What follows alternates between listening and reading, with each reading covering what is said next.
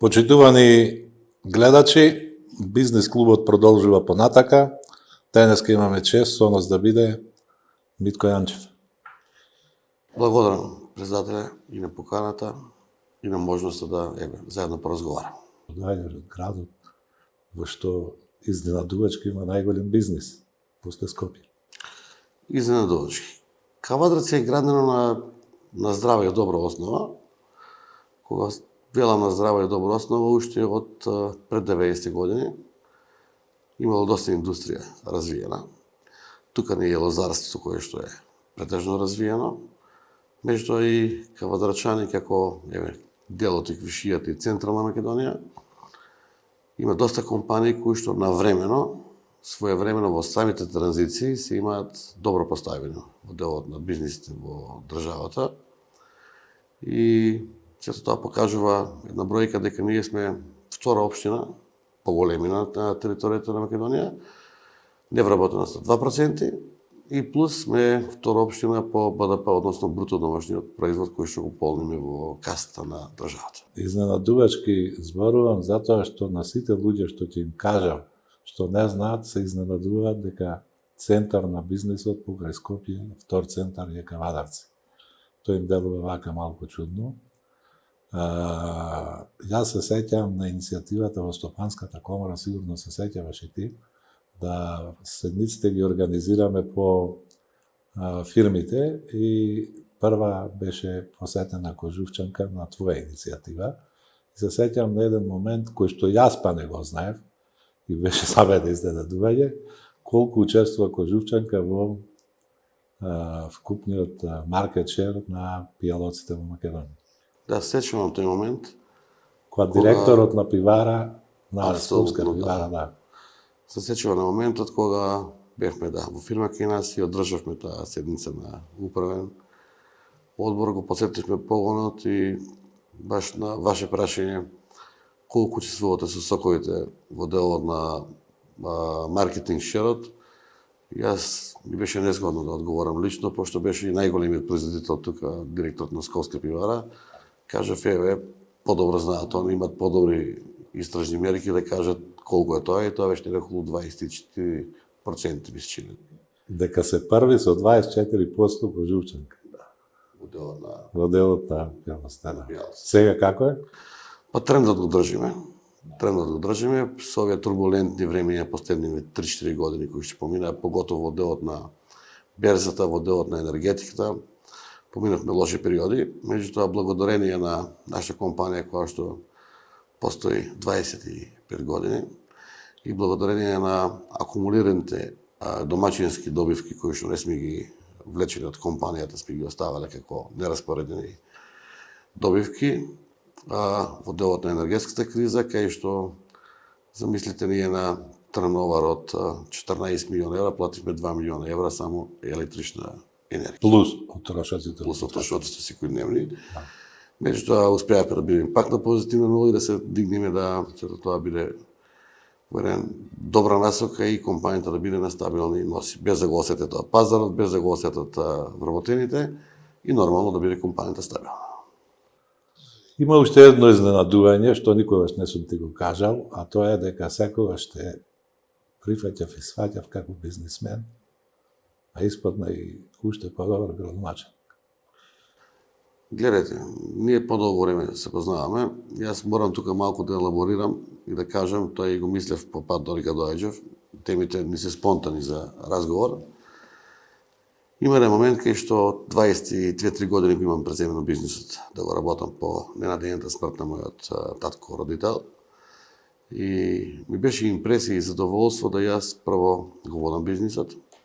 Второ, учеството во Стопанската комора. Учеството во Стопанската комора ми даде за право да имам храброст пред се да се дружам со авторитетни луѓе, начело со вас и со многу други кои што раководат со големи компании, да седите на исто столче, на иста маса и да го извлечете на позитивното од тие луѓе кои што сепак негаш биле почетници, развивале бизниси и така натаки. Како приватна компанија доста учев и од таквите луѓе, меѓутоа и Стопанската комора ја сватив како дел од нашата компанија И секој еден производ кој што сме го промовирале како нов производ, и секоја една инвестиција која сме го промовирале како инвестиција, и сами знаете дека тоа сме го правеле преку Стопанска комора, заедно со други компании, заедно со други наши блиски деловни партнери, и мислам дека тоа е правиот пат за една помала компанија или мала компанија успее да стане поголема компанија или голема компанија со поевтин маркетинг, дружејќи се со елитава во делот на бизнисот и нормално со, како што би рекол јас, да имаме реални и можности, меѓутоа и реални визии. Ова би го потврдил за тоа што и денеска во делот на просторот што го користите во Скопје, ние се чувствуваме како заедничка фирма со вас и вашите вработени и нашите. Тоа може да го почувствува и да го види секој кој ќе дојде тамо. Така да мислам тоа е добар пример, добро го кажа тоа, али уште еднаш ќе се повратам со каква леснотија и со какав ентузијазам ја работиш ова работа во интерес на општината. Ќе кажам една работа. Сум воодушевен секогаш од луѓе кои што знаат да се позиционираат на своето. Тоа значи дека ако си градоначелник треба да се позиционираш на пружање на сервис на граѓаните. А ако си во политиката, да зборуваш за политиката и да се бориш преку политиката да влиеш на тоа. Ти така умешно тоа го направи и тој спој меѓу двете или трите работи што практично као да си роден за таа работа, као да диригираш со таа работа. И тој ентузијазам со кој што те гледам, кој ќе те видам во општината, не можам да кажам друг пример дека друг го прави тоа. Него јас сум редовно во општината, фирмата тој ден од 2017 ноември си ја управител е сестра ми, нормално со менаџерскиот тим. Генералните одлуки ги носиме заеднички, меѓутоа текмото работење си го вршат они. Општината си ја чувствувам како да е дел од мене и кога позитивните работи се случуваат од општината, мене ми исполнуваат како да се лично за мене. А пред се кога гледам задоволни граѓани и задоволни граѓани кои што чекале 20-30 години, не знам дали е канализација, дали е пат, дали е улично осветлување, дали е пазар, дали е инфраструктура, дали е отворен базен, дали е школа, градинка. Би кажал само еден пример. Со првото доаѓање во општина имавме капацитет на 520 дечиња за прием во општината, а листа на чекање од 600 дечиња кои што чекаја, можеби никогаш нема да бидат во самата предучилишно образование. За година и 6 месеци успеав, заедно со Министерството за труд и социјална политика, да капацитетот на градинките го дигнеме на 1650 дечиња и сега општина Кавадац е прва општина каде што нема листа на чекање на дете за упис во градинка. И сето тоа последователно тргнува од предучилишно образование, па завршува и до средното Со толку деца значи дека нема ни изелување. Ни изелување дека нема. Иселувањето го нема, многу миниатурно е. Напреди дори во делот на продажбата на станови, индивидуални куќи, Кавадац се шири доста.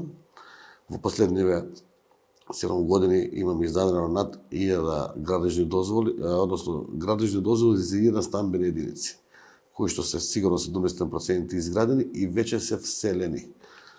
Да, тоа ни дава за право, како што ви кажав, дека невработеноста е 2%. Нивото на културата во Кавадац е дигнато на повисоко ниво, како настани секојдневни, излетнички места, места за забави, рекреација, место за спорт. Го издигнавме спортот од трета лига фудбал да успееме куп да земеме. Ракометот во Европа излеговме, фудбалот во Европа излеговме.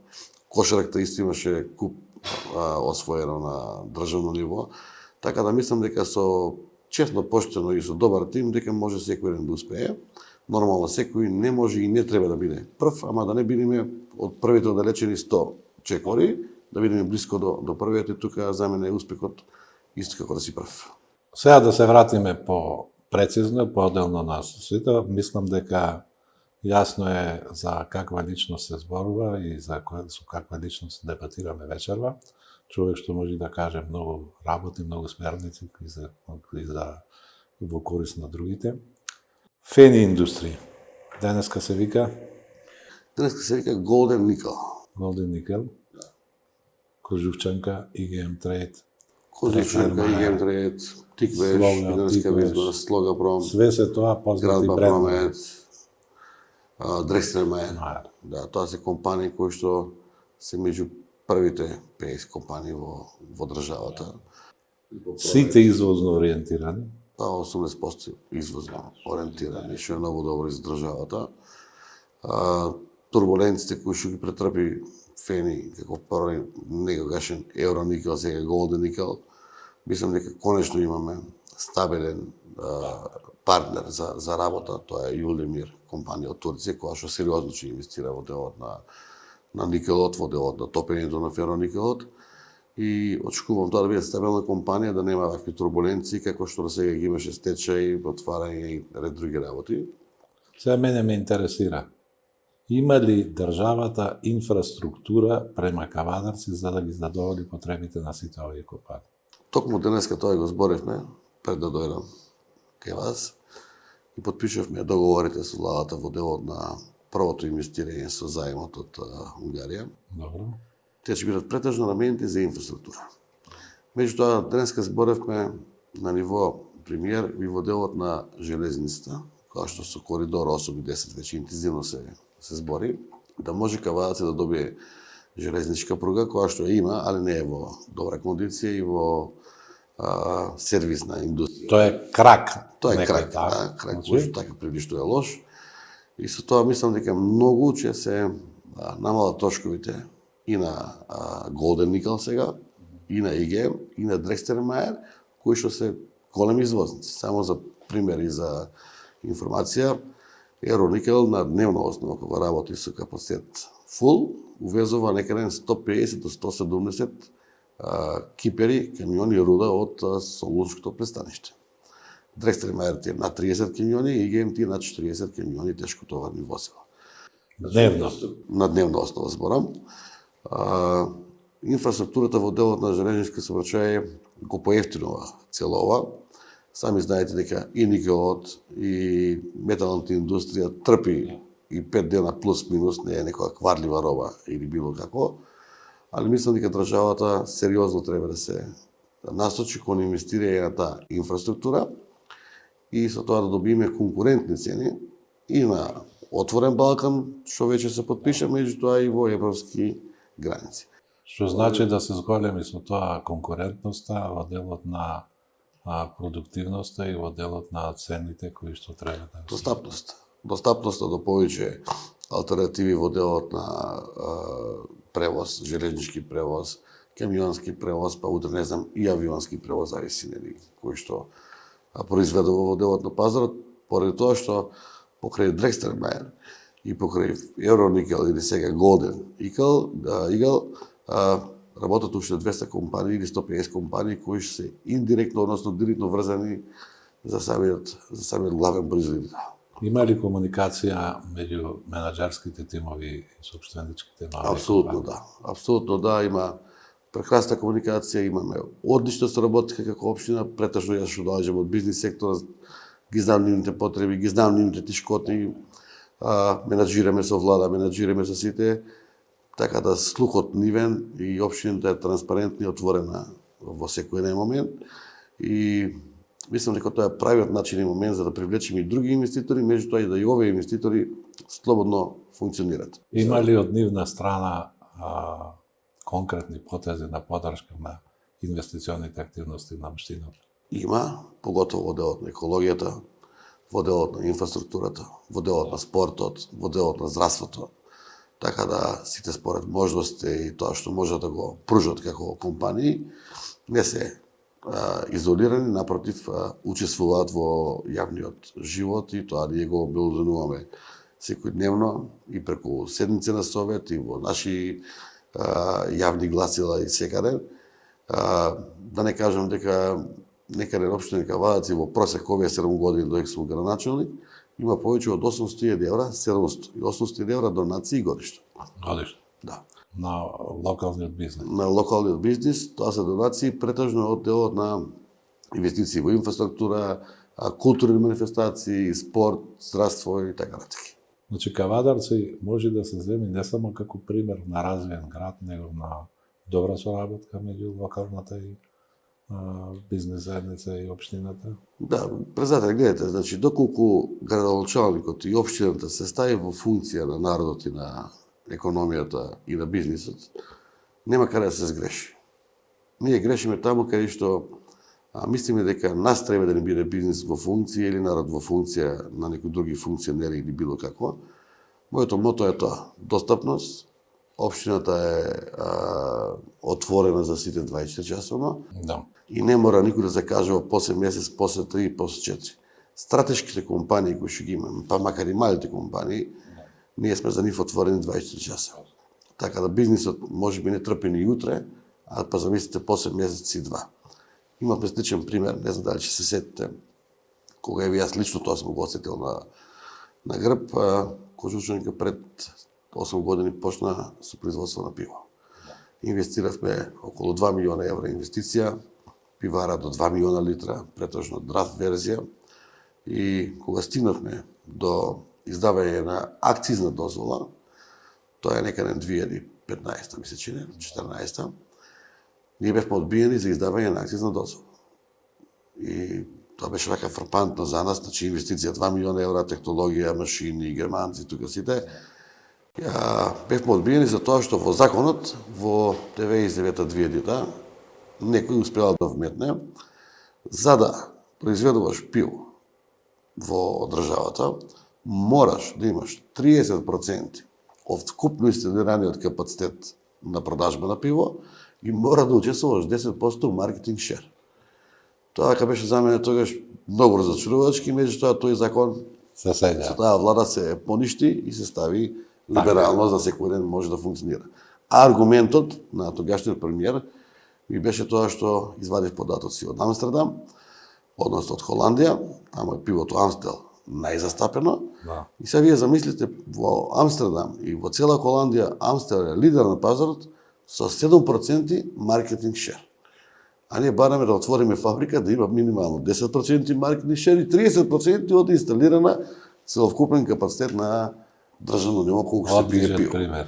Мислам, тоа беше така недобар закон, тргна сега, фала Богу, тргна секој може да си направи пивара и да функционира. Значи, најиндустријски град, извозно ориентирани компании, потребна инфраструктура, владата одобри средства од кредитот од Маđарска за Унгарија за натамошен развој. Да, понатамошен развој според број на жители, меѓутоа владата нас начело со премиерот и министрот за транспорт веќе имаме договорено.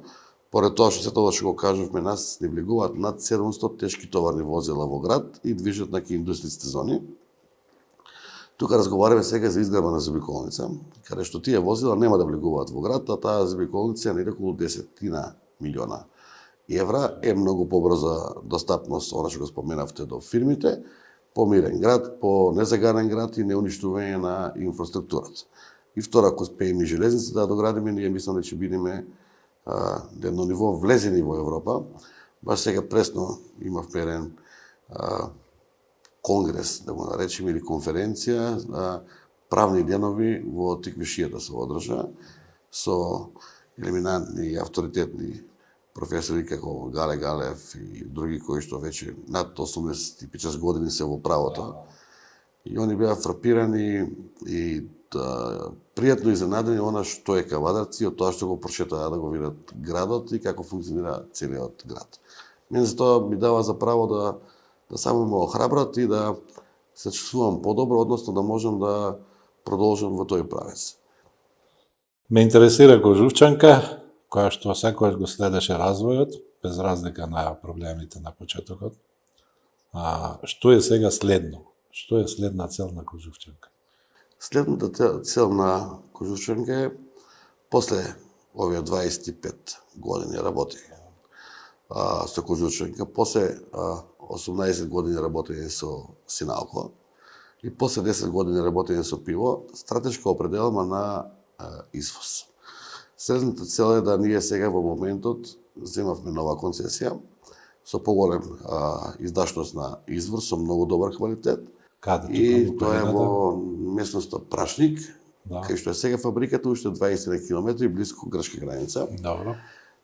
Целта е физибилити студија имаме направена, економска оправданост имаме направена Целата инвестиција негде ќе биде сега, ајде да кажам, машка инвестиција, негде околу 10 милиона евра и сакаме да направиме фабрика каде што трошковите во производство ќе бидат на најминимално ниво, трошковите во логистика ќе бидат на најминимално ниво и да можеме да бидеме конкурентни надвор од Македонија.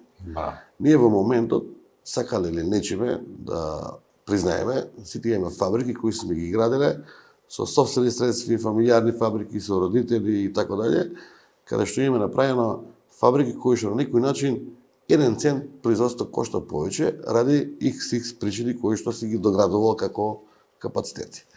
Значи, пратењето на берзата, пратењето на условите, ако успееме да ги искористиме, ние ќе можеме да бидеме добро ориентирани економски. Што е тоа?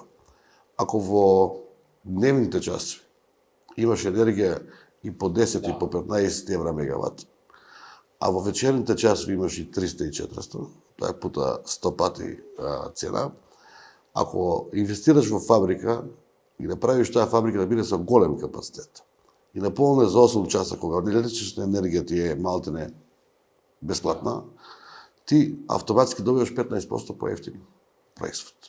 И сега започнав јас од енергијата, меѓутоа тоа завршува и до целата логистика. Во бизнисот со вода и во бизнисот со сокови се бара пред се квалитет, меѓутоа се бара и квантитет.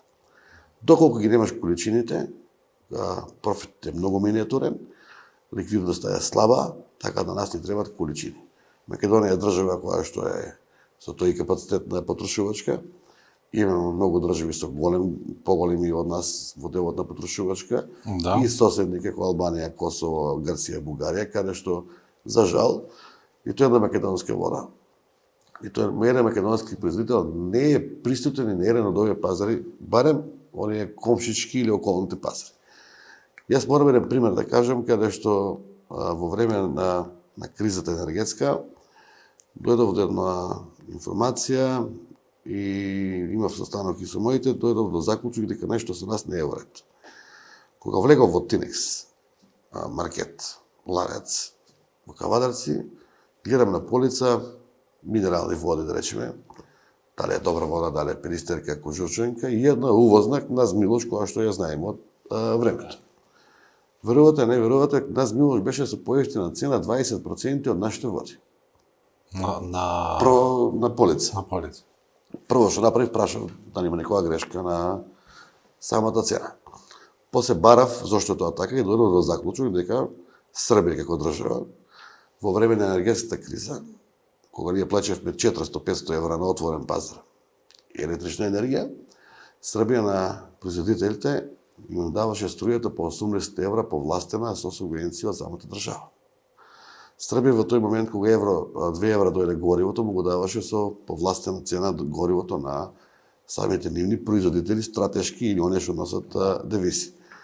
И сега замислите како господин купувач, без разлика некој што не ги знае овие работи, кога ќе појде на полица и ќе каже, чекај, нашите води минерални се поскапи 25% од увозните води.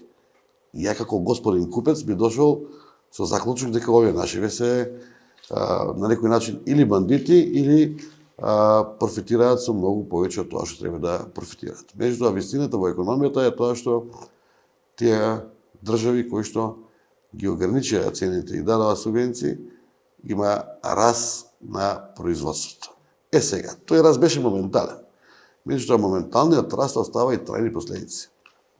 Навикта за купување на бренд и навикта за купување на производ од 50% што купиле, да речеме заради ценава, ја верувам дека 10% веќе се навикнале на тој производ. Тоа е трајно губење на пазарот.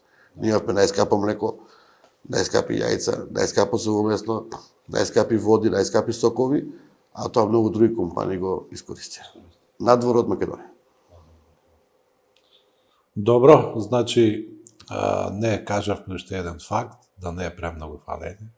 Кожувчанка е првата вода индустријски изработена во Македонија и го отвори патот на еден силен бизнис. Како стои конкуренцијата денес?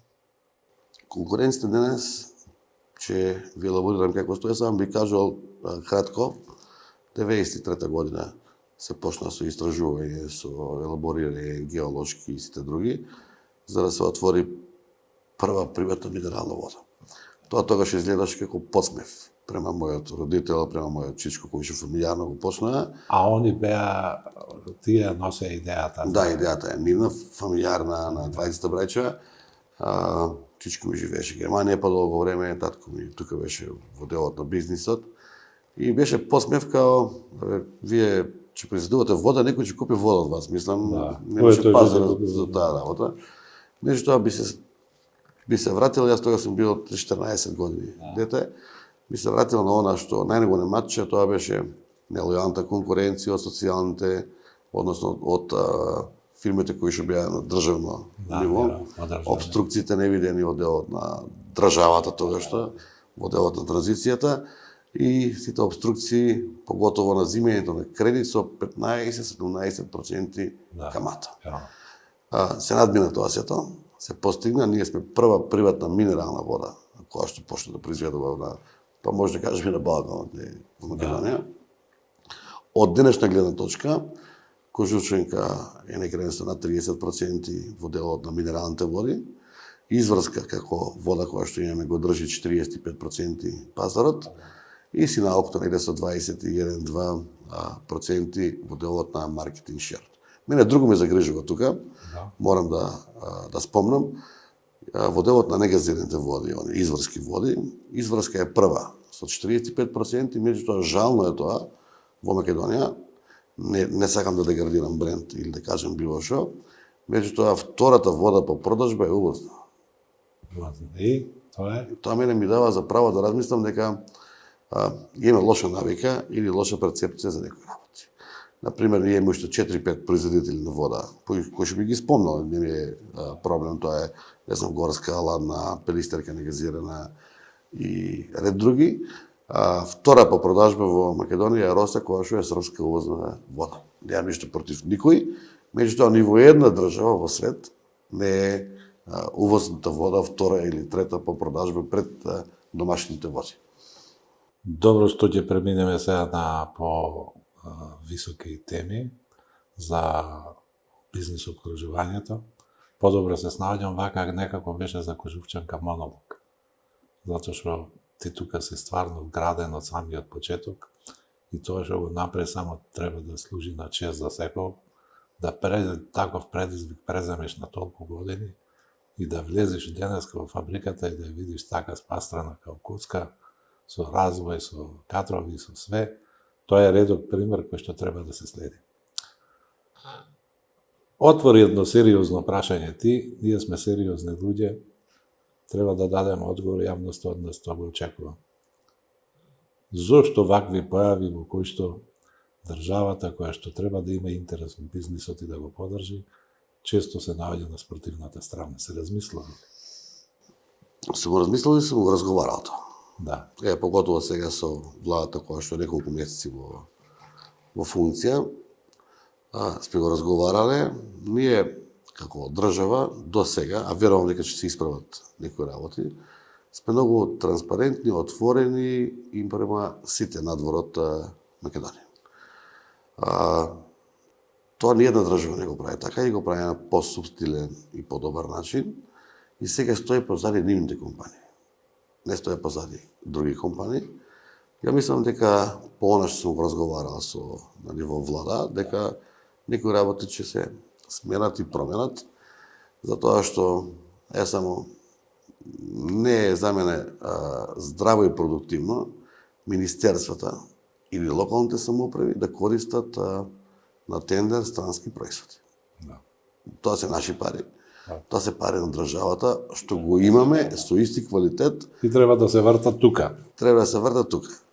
Друго, треба државата да биде мудра, да се ги направи стратешките цели од делот на производство, од делот на тоа што го имаме ние извозно ориентирано и кога договараме било што да увезиме во Македонија, дали е тоа воена опрема, дали е некој репоматеријал кој што го немаме, знаете и вие од примери од порано дека може дел да се компензира со наши производи кои што стратешки ние ги имаме и ги поседуваме во самата држава и можеме да ги извеземе на исти квалитет и ниво како што ги има и на друго место.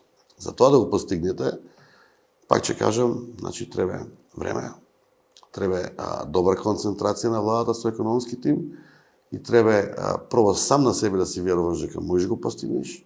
Како јас во животот, ево, нека биде и за помлади една порака, до 22 години кога сум останал без родител и сум почнал да работам, кога сум сонувал буден. И сега сум кажал, нигаш немој да сонувате кога спиете. Сонувате будни и замислите си тие работи кои што се реални и кои што може да ги остварите. Со текта време, ја мислам дека тоа е остварливо, барем 90%, истото и државата. Треба да си направи стратешки цели и да го бркаме она што треба да го постигнем. Комплетната зависност од увоз на државата, а не производство во самата држава, дојде до колапс и на бруто домашниот производ, и на ликвидноста на државата, и на девизниот прилив. Има слушнато ти за умерен национализам. Умерен национализам не постои. Велат дека е потребен овде на овие простори умерен национализам. Не во смисол национализам онака како што го сваќаме за популацијата, за државата. Државата мора да се сака пред се самата себе, за да ги сака другите и да ја сакаат. Ние мислам дека ни фали и покажуваме елементи на подданост према странство и према странските фирми и странските институции. Знаете како? Јас признавам од мојата општина, кога си отворена општина и ги прифаќам многу луѓе во кои што доаѓаат од страна, без разлика во која фела, во кој бизнис и немаат никаков проблем. Меѓутоа, ако појдеш во друг град во Македонија, кој што е малку по остро насочен, тешко ќе пројдеш со таков бизнис и ќе имаш обструкции. Ние не треба да обструираме, ние треба да си го бареме нашето и мислам дека ќе си го добиеме со тек на време. Затоа што убеденоста во себе и неподелбата помеѓу народот во делот на дневното функционирање, мислам дека ќе постигнеме крајната цел. Јас сум убеден, затоа што пак ќе потенцирам ова влада 3-4 месеци која што функционира. Прво, до сега, јас сегаш искрено отворено зборам, сум задоволен од нивото на премиерот, на кое што е он сега моментално и комуникацијата негова со луѓето кои што комуницира и во влада, и во локални самоуправи, а верувам и во делот на другите сфери. Така да достапен е, приземјен е, ако остане со тој правец и направи добар тим, кој што верувам дека има стратегија да го доправи, догради, и сами знаете дека тим не се прави преку ноќ, и остане на тоа ниво приземјен, мислам дека ќе постигнеме крајната цел. Види, со големо искуство имам во тоа, ова е еден необичен човек, можам да кажам, кој што во најголем дел со работката наша беше додека беше шеф на опозиција и неверојатно како едноставно и помагаше да се усвојат законите кои што беа потребни за бизнисот во собранието, кога ќе имаше блокада, како комуницираше со нас. Сега ме кај него вака посебно да речам воодушевува тоа што он не поставува лесни обеќања, не дава лесни обеќања, ги кажува оквирите во кои што може да се работи и дека треба да се направи разграничување на надлежностите и ние како бизнес заедница со тоа се согласуваме и го поддржаваме. Значи, државата треба да се биде регулатор на процесите, ние треба да си правиме пари и бизнис и профит, затоа што без тоа не можеме да обстанеме, граѓаните да имаат повисок стандард. Многу просто и едноставно. Апсолутно, да. Значи, неговата посветеност како премиер е токму во таа насока, која што кажавте. Да ги постави тој што е понапред изгледен, да се подврати тој што е меѓутоа да води понапред. Во делот на економијата имавте едно интервју кај што кажавте, не знам, во 20 години колку министри за економија се сменили и тоа веќе нема ништо тука, тоа е нула. Економијата треба да ја подигнеме, па да не речеме она идеја која што беше пред 5 години, 6, нели, да биде Стопанска комора предложен и од други комори вице-премиер за економски прашања или министер, се покажа како релативно добро, меѓутоа преголемата политизација, тоа сето го однесува во друг правец. Друг правец. И мислам дека без коморите, без бизнисот, економијата не може да движи. Министерот за економија или вице-премиер или економските ресори се најбитни во државата. Профитот кој ќе го прави како компании треба да сватат и луѓето и сограѓаните дека тие не се пари на собствениците. Тие се пари на компанијата. Да. Пари на собствениците се остиночкиот злог и дивидендите кои што може да ја подигнат. Многу едноставен процес. Повеќе уплатат даноците. Даноците си ги платат, плативе и сега. Ако една компанија прави профит, а со тие профит не направи реинвестиција во делот на технолошкиот процес, таа компанија за 3, 5, 10 години ќе биде мртва компанија. Поради тоа што е само еден пример, некога почнавме 2004, односно 2008 почнав пластикава да се пласира на пазарот, за литари и половина минерална вода, тежината на ампулата беше 52 грама. Таа беше технологијата. Да. Сега со 36 грама го добиваш истата цврстина, истиот квалитет на пластично шише од литари и половина, скоро упола. Ако не го пратиш тој тренд, ќе бидеме многу скапи. Морам малку да ви кажам, вака пошто може да знаете и вие, во времето на монополите и ред други работи, ова ми е приказка слушана од некој. Вика, Мак Петрол, тамо, 90-те години, на управен одбор завршни сметки, и сега акционерите поголеми што се управен, и укажуваат, вика, толку имаме приходи, толку расходи, толку добивка и толку дивиденда по акционер ќе поделиме. И во тоа време секој имал право да си земе збор како и денеска. Има некој нешто да додади, а века, знаете, века, многу е мал профитот. И председателот кој што бил тогаш, вика, добро, дајте идеја што да направиме. И од 100 на 100 идејата била да ги покачува маржи. Меѓутоа председател се на тоа на некој начин го негирал и кажал, ајде да размислиме да ги намалиме трошковите.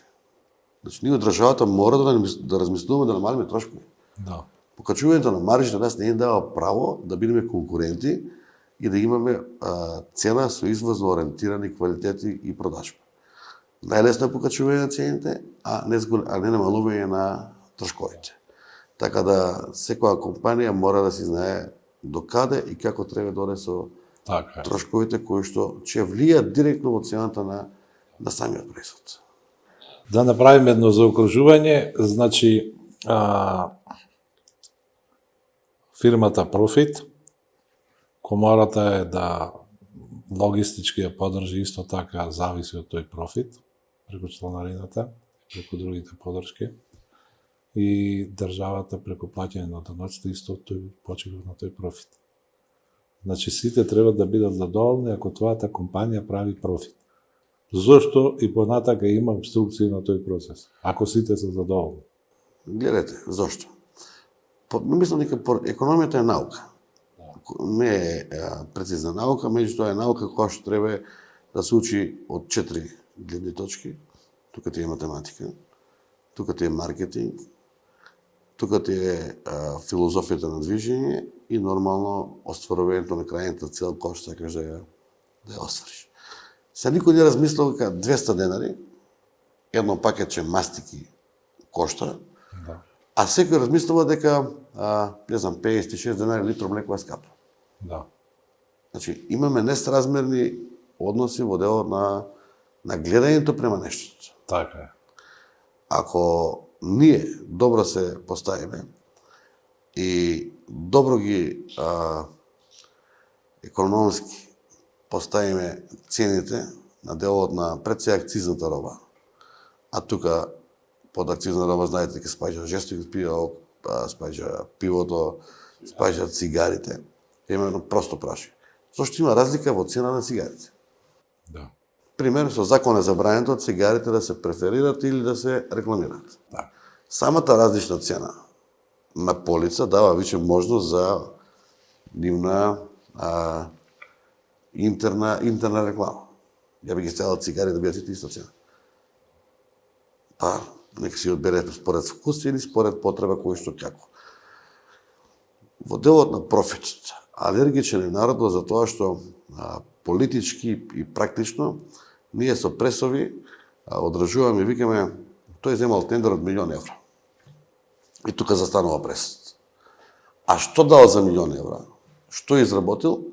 Никој до сега не го елаборирал и која е неговата математика и дали стварно тоа е реално. Мене ништо не ми значи бројката од €1.000.000 или €2.000.000, доколку добиеш договор, тендер, работа, извоз, како бројка, а на крајот ти остана €20.000 чист профит. Така да мораме да елаборираме до крај, да не ги пумпаме работиве дека бројкава е голема, да голема е. А да видиме што треба да се работи тој за таа цена.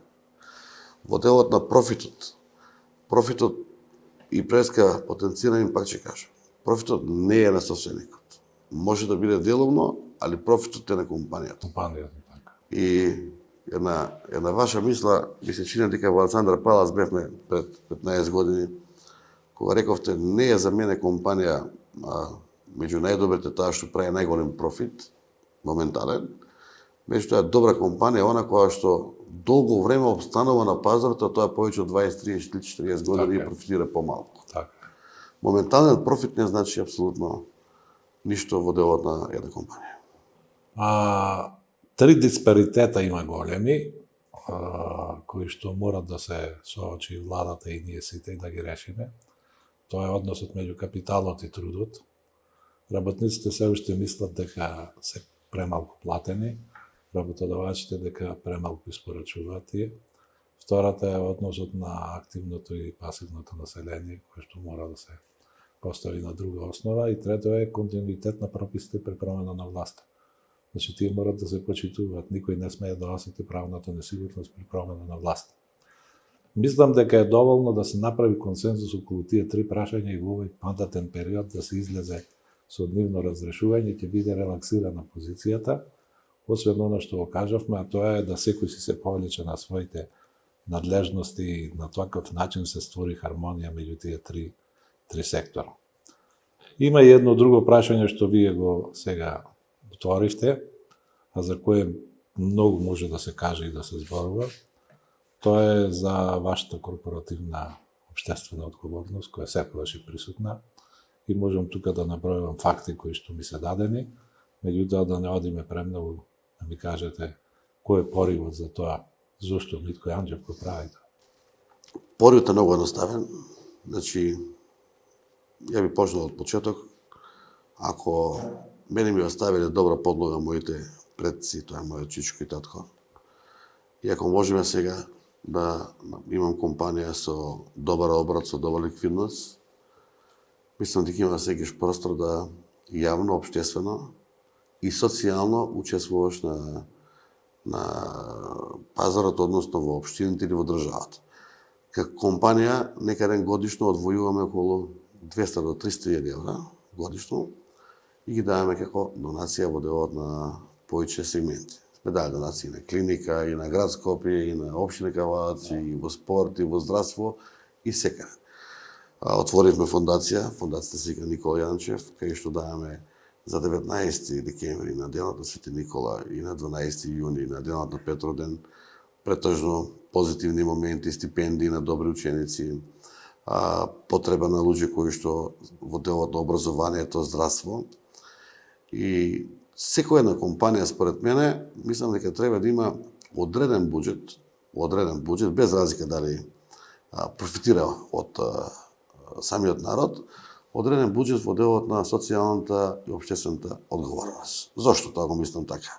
Не дека сум јас, ајде да не се разбереме премногу добродушен или било како, меѓутоа ако компаниите не помагаат и ако и државата не им помага на компаниите, ќе ни страда народот, ќе ни страда општеството, и ќе страдат општините, ќе страда државата. Мора да се ствара во амбиент. Меѓутоа, чувството за да нешто донирате, за да нешто поклоните и нешто даете, е преубаво чувство кој го нема осетено. Јас би препорачувал да го осете тоа чувство, да дадеш на некој нешто донацијски, без разлика дали е тоа предпријатие, општина или било кој, а да се чувствуваш како си го земал за себе. тоа чувство неприкосновено, би ги споредил германските компании. Германските компании, меѓу врвните компании, тоа е Daimler, Mercedes. Daimler не е воопшто наивна компанија и не воопшто дозволува неизините компании кои што вршат достава на одредена роба да добро профитираат. Тоа го прави со единствена цел, за да имаат добра ликвидност, добро платени работници, добри услови, за да добиваат секогаш константен квалитет на делови или она што го испорачуваат за Daimler. Да. Доколку твоите компании кои што се работници профитираат минимално и се загрозени, ти автоматски се загрожуваш и самиот себе. Така да има пример во едно мало градче под Минхен, името му го заборев, кај што има пивара една, локална пивара, знаете, таму претежно се локални пивари, 40% од буџетот, 40% од буџетот на општината го полни пиварата. Пиварата. Да. Дел донацијски, дел во делот на некакви договори со самата пивара. И сега тоа замислите дозволиво во Европа, дозволиво во Германија, зошто кај нас тоа да не функционира? Лакомоста на компанија и правењето на големи профити создава друга категорија на човек. Да. Другата категорија на човек за нашата планета или за нашиот Балкан и Македонија е многу далеко од ова што сме ние денеска. Треба да си помогнеме сите едни на други. Кажавте, работниците не се задоволни со плата. Ја тука имам само една реченица да додадам. За мене е ненормално двајца сопружници, доколку имаат едно дете или две, двајца сопружници се со средно образование, честни, поштени, живеат во собствена куќа, имаат примања и двајцава, а не можат од месец до месец да дојдат до крај. Тоа е глобален проблем и тоа е проблем на општините, на државата и на сите. Значи не се виновни луѓето. И двајца одат на работат често поштено, а не може да си покријат основните трошки. Во тој случај мислам дека треба да се преиспита политика. Да се преиспита политика. И Стопанска комора се вклучи, и Министерство за економија, и владата, за да ние имаме задоволен народ.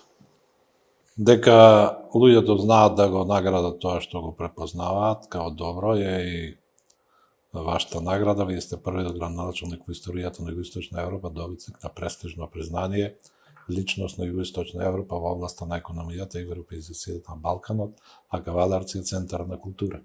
Ви значат ли наградите и признанијата?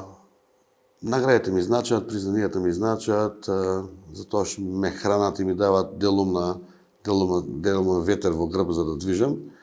Меѓутоа многу повеќе ми значи кога моите сограѓани ќе си ги сретнат на улица и кога ќе ми кажат нешто лично, макар да и било каква критика. Сум имал случај кај што секаде го кажувам, ќе го кажам и сега. Движејќи се во градскиот парк со директорот од јавното предпријатие Комунале за да увидиме некои работни активности, се размина со прилично повозрасти сопружници и после неколку метра се сврти. Еден вика, градоначалник, вие сте, да, повели се вратив. А вика, ние сме родители на тој и тој. Мислам, го знам. Син му, викаме, сакаме да се извиниме. Ова беше во пред мандат. Јас прв ги гледам луѓето на улица. Викам, зашто да ми се извините? Мислам, дека ништо ми немате сгрешно. Не да се извиниме за тоа што не гласавме за тебе во првиот круг. Поголемо признание не може да е. И поголема храна од тоа не постои во делот на она да постигнете што плюс за општината. Градоначалници се битни фактори за да може да направат од општините многу подобри општини. Централната власт е таа која што треба да ги следи и политиките, и економските расти и сите други. Меѓутоа локалните самоуправи според можност, а сите имаме благодет, кај што може да го искористиме како општини, да постигнеме подобар стандард на граѓаните. Митко Јанчев, човекот кој што првиот дел од животот го помина во една постојана брзина, али постигнувајќи изузетни резултати, и посакувам вториот дел од животот да биде уште поплодотворен. Ја посакувам да една за секојаш нашата држава се дигне на повисоко ниво.